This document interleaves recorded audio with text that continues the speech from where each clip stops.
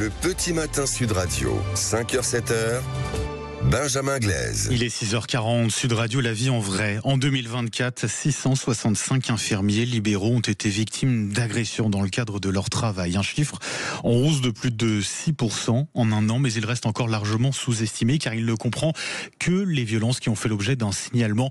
Témoignage ce matin sur Sud Radio d'un infirmier qui a été agressé récemment par l'un de ses patients. Fabien Soro, bonjour. Oui, bonjour Monsieur Glaise. Un grand merci d'être avec nous ce matin. Vous exercez précisément à Saint-Alban, c'est dans les Côtes-d'Armor. Votre agression, elle date du 29 septembre dernier. Racontez-nous, que vous est-il arrivé ce jour-là ? Comme toujours en tant qu'infirmier libéraux, on est seul au domicile des patients. Ce patient-là en question est atteint d'une pathologie psychiatrique et diabétique, donc il nécessite des soins 3 fois par jour. Et en fait, là, ça n'allait plus dans le déroulé de ces soins. Donc, je lui ai indiqué que ça nécessitait une hospitalisation. Et là, il a commencé à s'énerver et il s'est jeté sur moi en fait et m'a asséné des coups au visage. 5 jours d'ITT, vous avez eu, c'est ça, Fabien Soro ? Voilà, exactement. 5 jours d'ITT. Et du coup, j'ai porté plainte effectivement à la gendarmerie. Vous avez porté plainte à la gendarmerie, les gendarmes qui sont intervenus d'ailleurs assez rapidement dans cette agression que vous avez subie. Vous avez porté plainte. Qu'est devenu ce patient ensuite, vous le savez ? Alors, qu'est devenu ce patient ensuite ? Il est parti à l'hôpital, le soir même. Mais après, j'ai appris au décours qu'il est sorti le jour même, le lendemain, quoi. Le lendemain matin, sans m'en avertir, ce qui était un peu problématique parce que normalement, moi, j'ai l'obligation de continuité des soins. C'est ça qui est le problème, c'est que ce patient, il est en danger. Malgré qu'il m'ait agressé. Bon, j'avais prévenu son médecin traitant, mais voilà, il est sorti en fait. Il est sorti. Et votre plainte, où en est-elle aujourd'hui ? Alors, ma plainte aujourd'hui, je n'en sais rien. Depuis que j'ai déposé plainte le 30 septembre à la gendarmerie de Pléneuf-Valandré, je n'ai aucune nouvelle de la justice. Aucune nouvelle, ça veut dire que elle n'est pas instruite ?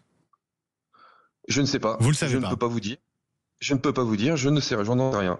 Là-dessus, c'est vrai qu'il y a un vrai travail à faire pour avertir les victimes, quoi. Je ne sais absolument pas ce qu'il en est. Voilà. Ça fait 16 ans que vous faites ce métier d'infirmier, Fabien Soro. Ça fait 12 ans que vous êtes en libéral. Vous aviez déjà vécu auparavant dans votre carrière une telle agression ou pas ? Non, c'est la première fois. Mais ce qu'il faut se dire, c'est que la violence envers les infirmiers libéraux, c'est une réalité croissante et elle est souvent passée sous silence. L'exercice isolé à domicile, notamment avec les patients psychiatriques, mais aussi leur entourage, augmente les risques. Et par contre, ça nécessite des protocoles et des actions des pouvoirs publics.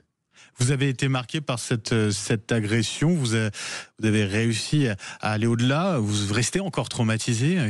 Dans quelle situation êtes-vous aujourd'hui ? Comment allez-vous ? Alors, j'ai eu peur d'avoir un stress post-traumatique. Donc moi, par moi-même, en tant que soignant, on prend soin de soi aussi en tant que soignant. Bien sûr. Donc j'ai pris immédiatement rendez-vous avec une psychologue que je connais bien pour faire un débriefing pour éviter tout stress post-traumatique. Et aujourd'hui, non, ce serait vous mentir de dire que je vais pas bien. En revanche, c'est-à-dire que vous n'allez pas travailler aujourd'hui la boule au ventre par rapport à ce que vous avez vécu. Alors, dans la boule au ventre, si je me retrouvais dans la même situation, je pense que j'aurais une appréhension et ça, c'est pas normal. On ne doit pas avoir une appréhension au travail. Parce que nous, on a choisi de soigner tous les infirmiers et pas de risquer nos vies, quoi. Hein. Parce que heureusement que sur ce cas-là, j'étais un homme. Ça aurait été une femme, c'était parce que un homme, voilà, c'est pas que je suis un peu costaud, donc j'ai Ouais. pu me défendre, mais ça aurait été une de mes collègues, je ne sais pas comment ça se serait terminé, quoi. C'est important en tout cas en cas d'agression de porter plainte, de ne pas se taire. Ah bah c'est indispensable, c'est indispensable. Et je le fais pas que pour moi, mais Mmh. aussi pour inciter mes collègues infirmiers libéraux à le faire, parce que comme je vous disais tout à l'heure, on a choisi de soigner et on ne doit pas risquer notre vie en silence. Donc et il faut qu'il y ait des mesures des pouvoirs publics qui soient mises en place, qu'il y ait une meilleure relation, par exemple, entre la ville et la psychiatrie hospitalière. Il y a aussi des dispositifs de boutons d'urgence qui pourraient être mis en place pour les infirmiers libéraux. Et il faudrait une meilleure coordination entre les services de l'ordre et les infirmiers libéraux, Bien notamment sûr. Ouais. avec des signalements des patients qui sont susceptibles Mmh. d'être dangereux pour. Bien évidemment, avec ce chiffre, je le Voilà. donnais, augmentation de 6% en un an des agressions envers des infirmiers libéraux, 665 recensés l'an dernier. Merci Fabien Soro d'avoir été avec nous ce matin sur Sud Radio. Je rappelle, vous êtes infirmier libéral en Bretagne du côté des Côtes d'Armor. Passez une belle journée.